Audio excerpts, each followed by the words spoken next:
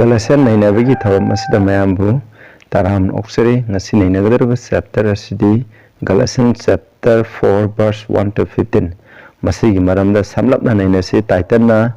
redeem those under the law wayan yathangi makhada leibasing bu kanbinaba haribat hiram masigi maramda ikoina Galatians chapter 4 1 to 15 na kari haibra habsigi maramda ikoi khitang nainaminasi ahan bada ishwara pathna tawsi Sragada leba ipai am thagasare aikoina hojik nainagadruba hiram asida nahakki thawai sengbuduna singbiduna aikoi bu fajana pap tanbiu aina amukode musuna ki anungbagi matuknina thawai na singbiduna ohenbi thareba khudingda su borpina biu Prabhu Jisu Krista gi mingda kurumjari amen ahan bada aikoi verse 1 to 3 aikoi paminasi sida verse 1 da hai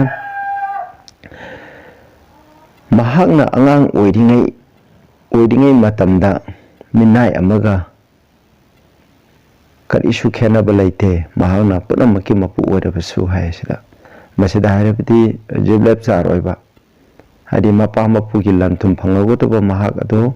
aduna angang oidingai matamda mahakse minai amaga karisu khenada aduda lamjing badu oi haibni wayan jatang aduna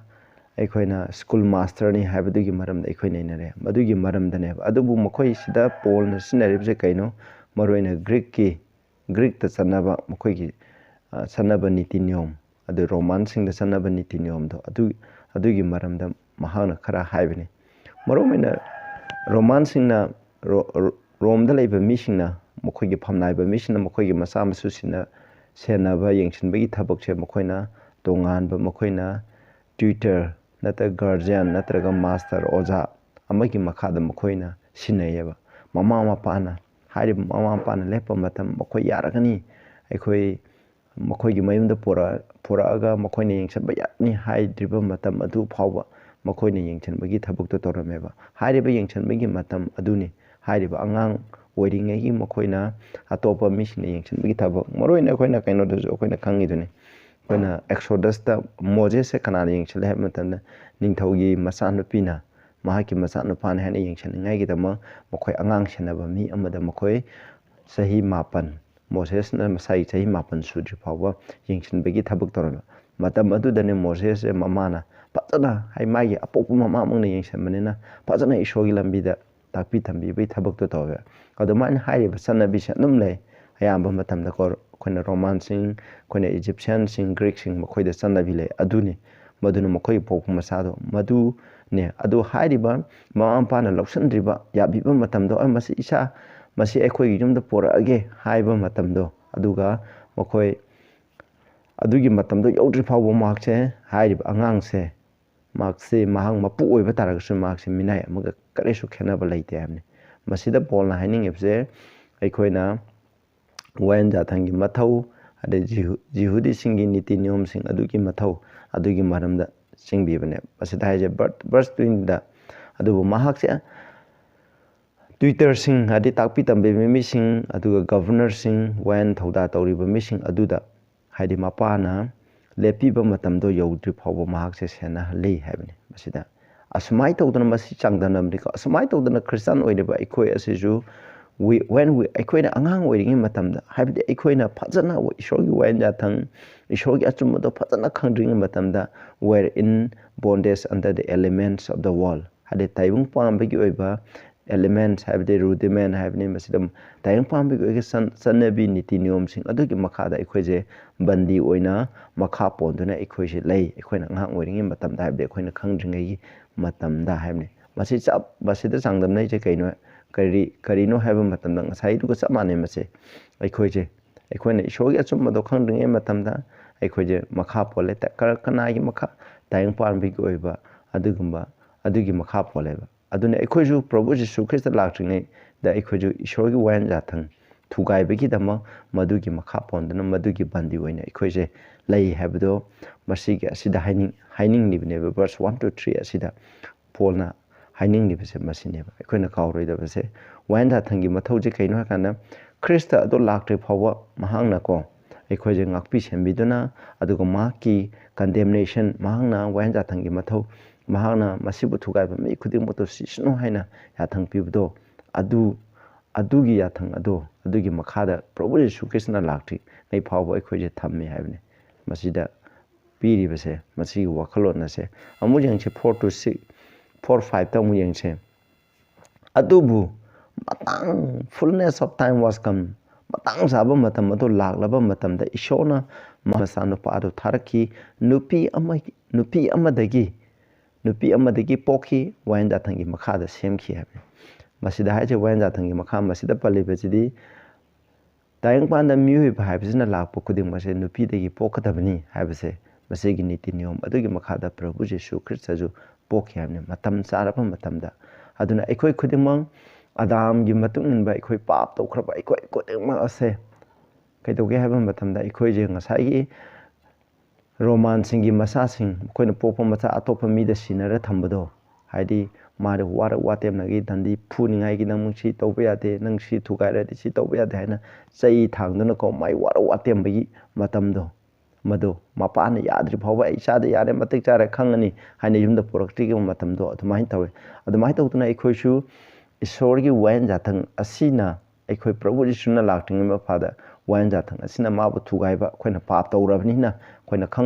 khangna amasung khangdana pap tawrabnina shogi wayan jathang aduna nang si pap tawradi nangi wayan da thugairadi jathang ase thugairthi nang sisnu haibache nang masigi bandi hairiba atugi makhada thameba hairiba bandi adu lokthongai gi tama ishona ekhoibu madugumba bandi adu dege ekhoi kanbiningai gi tama pap ki minai oiba adu dege ekhoi kanbiningai gi tama ishona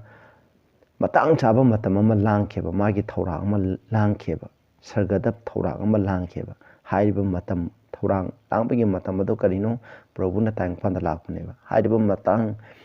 chap saba adu lakpa matam prabhu na pokadaba sigadaba matam adu chap san laklaba matam da ishona maki masanu paje tharakheba karigidamak tharakhibno ekhoi wayan yathangi makhada leiba habdi wayan yathang makhada leiba habdi wayan yathang na sisunu haina sira pikraba ekhoi khudingma ase masibu kanbiningai gidamuneba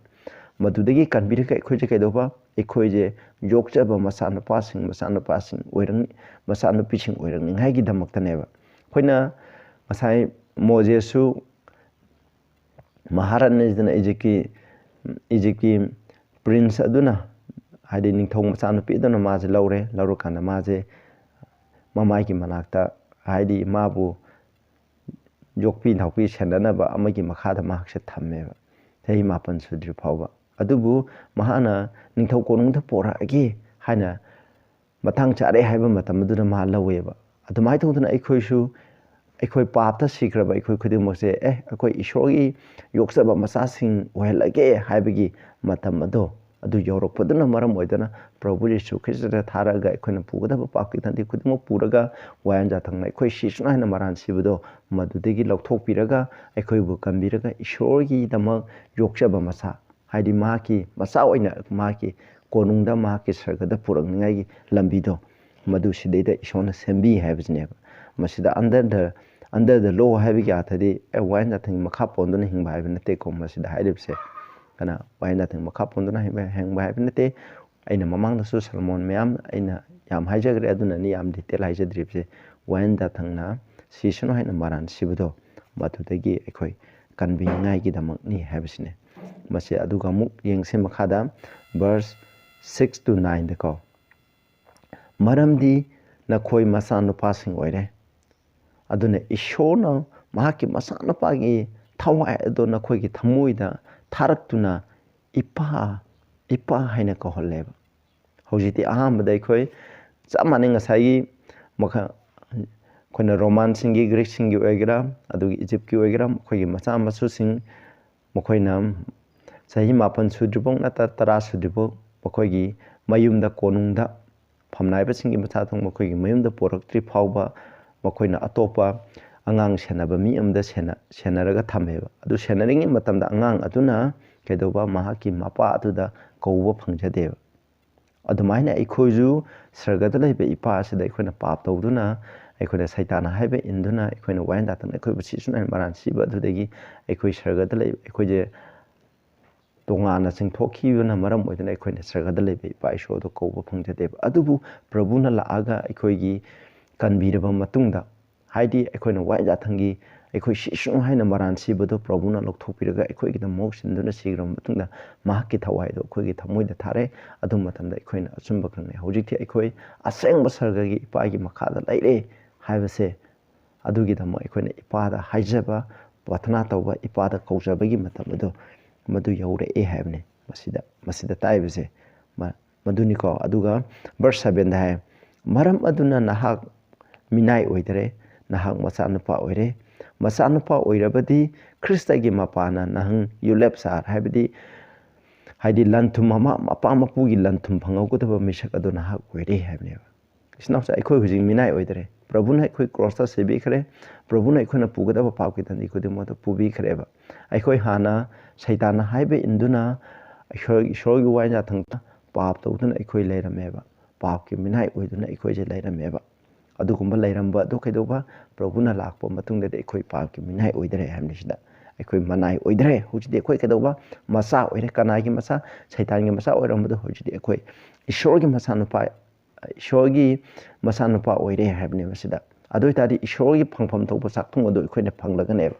ꯏꯁꯣꯔꯒꯤ ꯐꯪꯐꯝ ꯊꯣꯛꯄ ꯆꯥꯛꯊꯨꯡ ꯑꯗꯤ ꯑꯩꯈꯣꯏꯅ ꯐꯪꯒꯗꯕ ꯑꯩꯈꯣꯏꯒꯤ ꯆꯥꯛꯊꯨꯡ ꯑꯗꯤ ꯀꯩꯅꯣ ꯑꯔꯥꯝ ꯈꯨꯕꯝ ꯍꯥꯏꯕꯁꯤꯅꯦꯕ ꯃꯁꯤ ꯑꯩꯈꯣꯏ ꯈ꯭ꯔꯤꯁꯇꯒꯤ ꯃꯄꯥꯟꯗ ꯑꯩꯈꯣꯏ ꯐꯪꯂꯅꯤ ꯏꯁꯣꯔꯒꯤ ꯐꯪꯐꯝ ꯊꯣꯛꯄ ꯃꯥꯒꯤ ꯃꯇꯤꯛ ꯃꯉꯥꯜ ꯈꯨꯗꯤꯡꯃꯛꯇꯣ ꯑꯩꯈꯣꯏꯅ ꯐꯪꯂꯒꯅꯤ ꯏꯁꯣꯔꯒꯤ ꯃꯆꯥ ꯑꯣꯏꯕꯒꯤ ꯏꯁꯣꯔꯗꯒꯤ ꯑꯩꯈꯣꯏꯅ ꯏꯁꯣꯔꯒꯤ ꯃꯆꯥ ꯑꯣꯏꯇꯥꯔꯗꯤ ꯏꯁꯣꯔꯒꯤ ꯃꯆꯥꯁꯤꯅ ꯃꯥꯒꯤ ꯃꯄꯥꯗꯒꯤ ꯐꯪꯐꯝ ꯊꯣꯛꯄ ꯃꯥꯒꯤ ꯂꯟ ꯑꯗꯨ ꯐꯪꯒꯅꯦꯕ ꯑꯁꯨꯃꯥꯏꯅ ꯇꯧꯗꯅ ꯑꯩꯈꯣꯏ ꯁꯔꯒꯒꯤ ꯑꯣꯏꯕ ꯂꯟꯗꯣ ꯑꯩꯈꯣꯏ ꯐꯪꯂꯒꯅꯤ ꯍꯥꯏꯅ ꯃꯁꯤꯒꯤ ꯚꯔꯁ 7 ꯑꯁꯤꯗ ꯃꯌꯦꯛ ꯁꯦꯡꯅ ꯍꯥꯏꯔꯤ ꯑꯗꯨ ꯚꯔꯁ 10 ꯑꯗꯨꯝ ꯑꯣꯏꯅꯃꯛ ꯑꯩꯈꯣꯏꯅ ꯏꯁꯣꯔ ꯈꯪꯗ꯭ꯔꯤꯉꯩ ꯃꯇꯝꯗ ꯑꯩꯈꯣꯏꯅ ꯏꯁꯣꯔ ꯅꯠꯇꯕꯁꯤꯡꯅ ꯃꯍꯧꯁꯥꯅ ꯑꯩꯈꯣꯏꯅ ꯏꯁꯣꯔ ꯅꯠꯇꯕꯁꯤꯡ ꯑꯗꯨꯒꯤ ꯁꯦꯕꯥ ꯇꯧꯔꯝꯃꯤ ꯍꯥꯏꯕꯗꯤ ꯁꯩꯇꯥꯟꯒꯤ ꯁꯦꯕꯥ ꯇꯧꯔꯝꯃꯤ ꯇꯥꯏꯕꯪꯄꯥꯟꯗ ꯈꯨꯝꯅꯔꯤꯕ ꯂꯥꯏꯁꯤꯡ ꯑꯁꯦ ꯑꯩꯈꯣꯏꯅ ꯈꯨꯔꯝꯃꯦꯕ ꯑꯩꯈꯣꯏꯅ ꯑꯁꯦꯡꯕ ꯏꯁꯣꯔꯗꯣ ꯈꯪꯗ꯭ꯔꯤꯉꯩ ꯃꯇꯝꯗ ꯍꯥꯏꯕꯅꯤ ꯑꯗꯨꯕꯨ ꯚꯔꯁ 9ꯗ ꯑꯗꯨꯕꯨ ꯍꯧꯖꯤꯛꯇꯤ ꯑꯆꯨꯝꯕꯗꯣ ꯈꯪꯈ꯭ꯔꯕ ꯃꯇꯨꯡꯗ ꯑꯗꯨꯒ ꯏꯁꯣꯔꯅ ꯑꯩꯈꯣꯏꯕꯨ ꯈꯪꯕꯤꯔꯕ ꯃꯇꯨꯡꯗ ꯍꯧꯖꯤꯛꯇꯤ ꯑꯩꯈꯣꯏ ꯑꯃꯨꯛ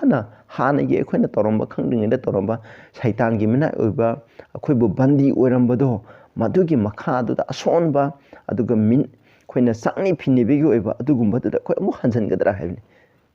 ꯁꯤꯗ ꯍꯥꯏꯔꯤꯁꯦ ꯃꯁꯤꯗ ꯄꯜꯂꯤꯕꯁꯦ ꯑꯩꯅ ꯃꯃꯥꯡꯗꯁꯨ ꯍꯥꯏꯈ꯭ꯔꯦ ꯒꯂꯦꯁꯤꯌꯟꯗ ꯂꯩꯕ ꯑꯩꯈꯣꯏꯅ ꯖꯤꯍꯨꯗꯤ ꯙꯔꯃ ꯆꯠꯄꯁꯤꯡ ꯑꯗꯨꯅ ꯑꯩꯈꯣꯏ ꯒꯂꯦꯁꯤꯌꯟꯒꯤ ꯏꯆꯤꯜ ꯏꯅꯥꯎꯁꯤꯡ ꯑꯁꯦ ꯃꯈꯣꯏꯒꯤ ꯃꯤꯅꯥꯏ ꯅꯥꯏꯊꯥꯡꯒꯤ ꯑꯣꯏꯕ ꯆꯠꯅ ꯄꯊꯥꯞ ꯏꯁꯣꯔꯅ ꯄ꯭ꯔꯚꯨ ꯌꯤꯁꯨ ꯈ꯭ꯔꯤꯁꯇꯅ ꯁꯤꯕ ꯃꯇꯝꯗ ꯄꯨꯈ꯭ꯔꯕ ꯑꯩꯈꯣꯏꯅ ꯁꯦꯔꯃꯣꯅꯤꯌꯦꯜꯒꯤ ꯂꯣꯁꯤꯡ ꯃꯈꯣꯏ ꯖ꯭ꯌꯨꯁꯤꯡꯒꯤ ꯆꯠꯅ ꯄꯊꯥꯞ ꯁꯔꯀꯝꯁꯥꯏꯁ ꯇꯧꯒꯗꯅ ꯍꯥꯏꯕ ꯑꯗꯨꯒꯨꯝꯕ ꯑꯗꯨꯗꯣ ꯅꯈꯣꯏ ꯇꯧꯗ꯭ꯔꯒꯗꯤ ꯁꯔꯒ ꯆꯠꯂꯣ ꯍꯥꯏꯕꯗꯨꯗ ꯅꯈꯣꯏ ꯃꯗꯨꯒꯤ ꯑꯣꯏꯕ ꯍꯛꯆꯥꯡꯒꯤ ꯑꯣꯏꯕ ꯑꯗꯨꯒꯨꯝꯕ ꯊꯕꯛꯁꯤꯡ ꯑꯁꯤꯗ ꯅꯈꯣꯏ ꯑꯃꯨꯛ ꯍꯟꯅ ꯇꯧꯗꯨꯅ ꯅꯈꯣꯏ ꯑꯔꯥꯝ ꯈꯨꯕꯝ ꯐꯪꯅꯤꯡꯉꯥꯏꯒꯤꯗꯃꯛ ꯑꯩ ꯏꯁꯥꯃꯛꯅ ꯍꯣꯠꯅꯈ꯭ꯔꯕ ꯍꯥꯏꯔꯤꯕ ꯋꯥꯌꯦꯜꯊꯥꯊꯪꯁꯤꯡ ꯁꯦꯔꯃꯣꯅꯤꯌꯦꯜ ꯂꯣꯁꯤꯡ ꯃꯁꯤ ꯉꯥꯛꯄ ꯄ꯭ꯔꯚꯨ ꯌꯤꯁꯨ ꯈ꯭ꯔꯤꯁꯇ ꯊꯥꯖꯗ꯭ꯔꯒꯁꯨ ꯃꯁꯤ ꯉꯥꯛꯄ ꯃꯄꯥꯟ ꯑꯔꯥꯝ ꯈꯨꯕꯝ ꯐꯪꯒꯅꯤ ꯍꯥꯏꯅ ꯑꯩꯅ ꯍꯣꯠꯅꯔꯝꯕ ꯃꯌꯥꯝ ꯑꯗꯣ ꯍꯥꯏꯔꯤꯕ ꯍꯣꯠꯅꯔꯝꯕ ꯃꯌꯥꯝꯗꯣ ꯁꯩꯇꯥꯟꯅ ꯑꯩꯕꯨ ꯕꯟꯗꯤ ꯑꯣꯏꯍꯜꯂꯝꯕꯅꯦꯕ ꯑꯗꯨꯒꯨꯝꯕ ꯃꯌꯥꯝ ꯑꯗꯨꯗ ꯑꯃꯨꯛ ꯑꯁꯣꯟꯕ ꯃꯌꯥꯝ ꯑꯗꯨꯗ ꯅꯈꯣꯏ ꯑꯃꯨꯛ ꯏꯟꯒꯦ ꯍꯥꯏꯔꯤꯕ꯭ꯔꯥ ꯍꯥꯏꯕꯅꯤ ꯄꯣꯜꯅ ꯍꯥꯏꯕꯁꯦ ꯑꯗꯨꯅ ꯏꯆꯤꯟ ꯏꯅꯥꯎꯁꯥ ꯑꯩꯈꯣꯏꯅ ꯁꯤꯗ ꯍꯥꯏꯅꯤꯡꯉꯤꯕꯗꯤ ꯗꯔꯀꯥꯔ ꯂꯩꯇꯔꯦꯕ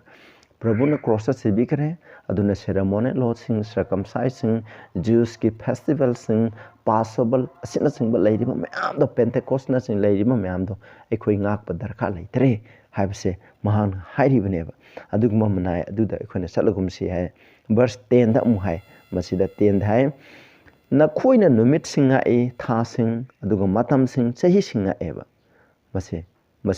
ꯃꯁꯤꯗ ꯍꯥꯏꯔꯗꯤ ye observe days months and times and years ꯍꯥꯏꯕꯁꯦ ꯃꯁꯤ ꯀꯅꯥ ꯖ꯭ꯌꯨꯁꯤꯡꯅ ꯉꯥꯛꯑꯦꯕ ꯖ꯭ꯌꯨꯁꯤꯡꯒꯤꯗꯤ ꯆꯍꯤ ꯑꯃꯒꯤ ꯃꯅꯨꯡꯗ ꯍꯟꯖꯟ ꯍꯟꯖꯟꯅ ꯂꯥꯛꯄ ꯐꯦꯁꯇꯤꯚꯦꯜ 3 ꯂꯩꯔꯦꯕ ꯍꯥꯏꯔꯤꯕ ꯐꯦꯁꯇꯤꯚꯦꯜ 3 ꯑꯁꯤꯒꯤ ꯃꯅꯨꯡꯗ ꯏꯁꯣꯔꯅ ꯑꯁꯦꯡꯕ ꯅꯨꯃꯤꯠꯁꯤꯡꯅꯤ ꯍꯥꯏꯕ ꯃꯌꯥꯝ ꯑꯃ ꯂꯩꯌꯦꯕ ꯑꯩꯈꯣꯏꯅ 7 ꯗꯦ ꯁꯕꯥꯠ ꯍꯥꯏꯕꯁꯦ ꯃꯁꯤꯗꯤ ꯐꯦꯁꯇꯤꯚꯦꯜ ꯅꯠꯇꯦ ꯆꯌꯣꯜꯒꯤ ꯑꯣꯏꯕ ꯆꯌꯣꯜ ꯈꯨꯗꯤꯡꯒꯤ ꯑꯩꯈꯣꯏꯅ 7 ꯗꯦꯁꯦ ꯑꯩꯈꯣꯏꯅ ꯏꯁꯣꯔꯒꯤ ꯁꯕꯥꯠ ꯑꯁꯦꯡꯕ ꯅꯨꯃꯤꯠꯁꯦ ꯉꯥꯛꯀꯗꯕꯅꯤ ꯍꯥꯏꯕꯁꯦ ꯃꯁꯤ ꯅꯠꯇꯕ ꯑꯇꯣꯞꯄ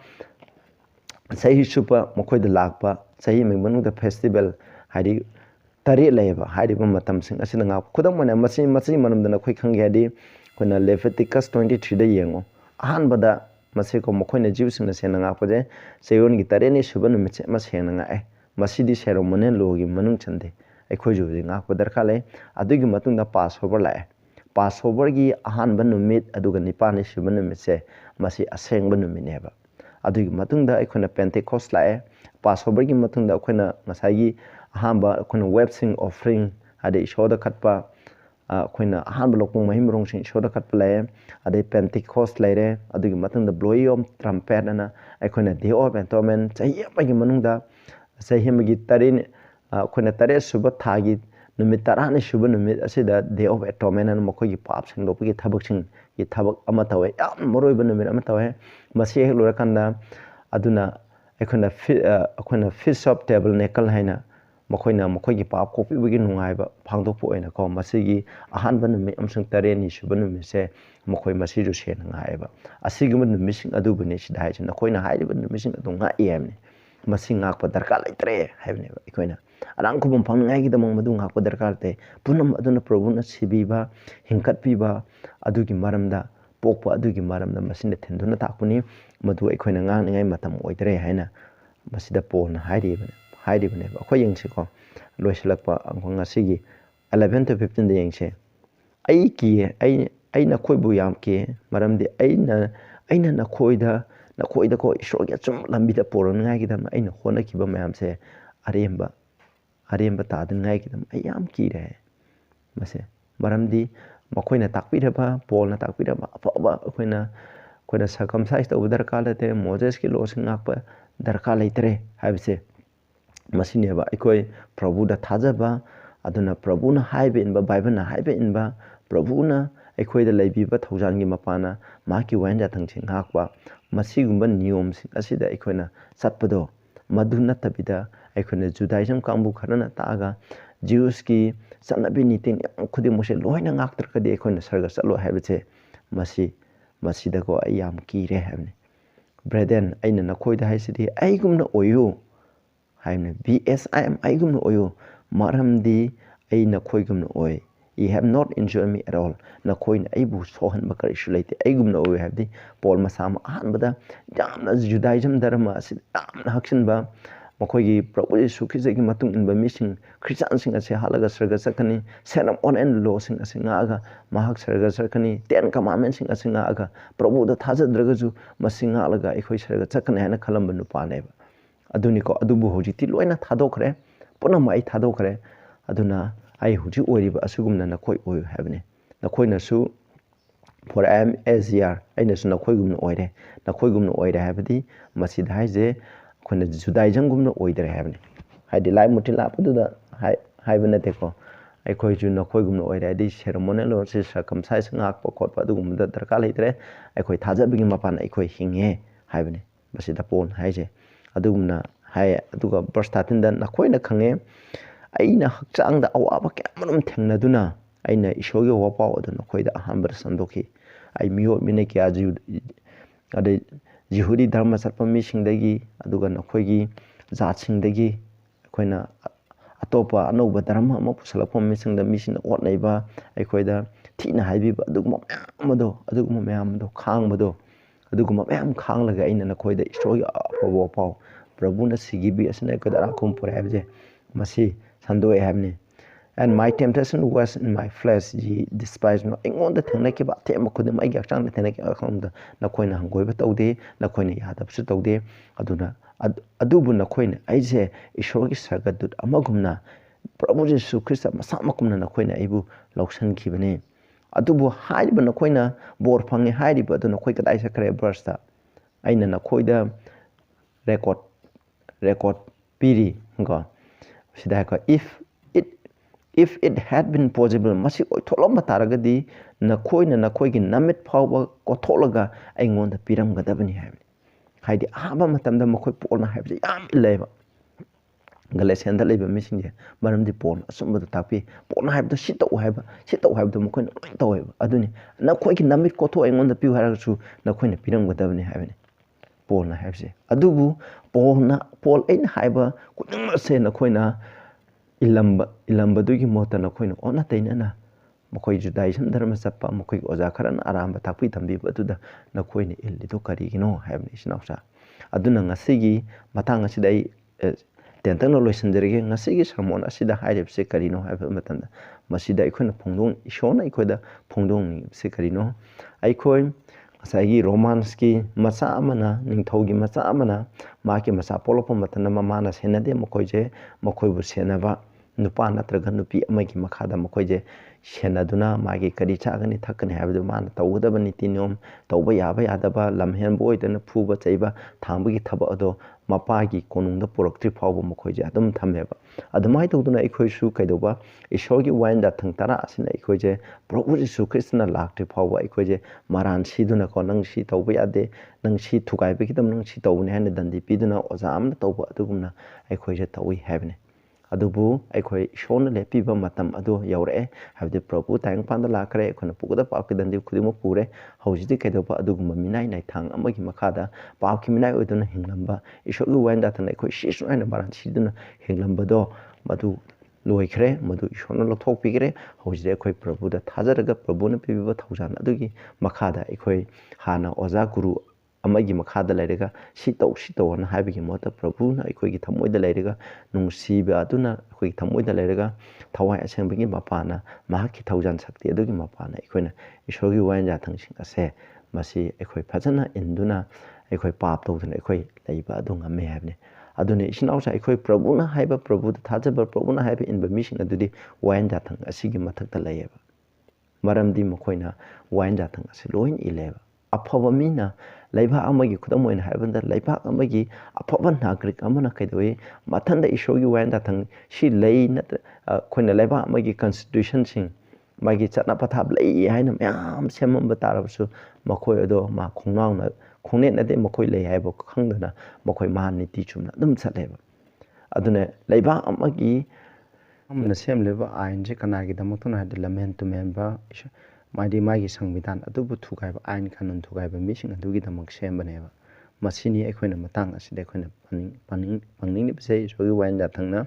aikoi tawba yaba karino akoi pa bhaibse karino habdu madu khangal hamni tabiriba myamda isona bo pibo isona prathana thause sagada lebe paiso aikoina usin ina kraba sigi damai am thaga sare